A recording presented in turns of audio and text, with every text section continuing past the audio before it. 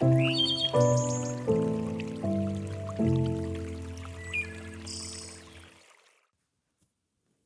Kim Stafford, Oregon poet, and I'm going to share a poem called Oregon Dawn, in spite of the news.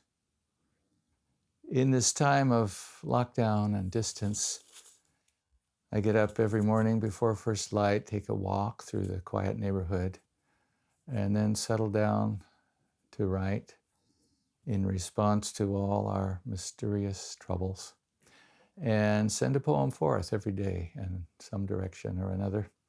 And one morning I was cast down by very hard news, and then I realized there was another kind of news all around me.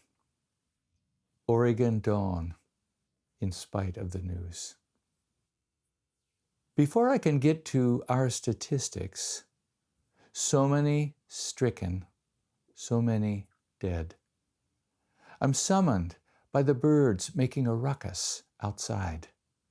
Crows and jays in festive outrage, trill, chirr, and aria from the little brown birds, from the mourning dove, the querulous towhee, rusty starlings in their seesaw mutter, and a woodpecker flicker, hammering the gutter staccato. On the porch, I'm assaulted by the merciless scent of trees opening their million flowers as I inhale the deep elixir of hazel, hawthorn, maple, and oh, those shameless cherry trees. And just when I'm about to recover my serious moment, I gasp to see the full queen moon sidling down through a haze of blossoms.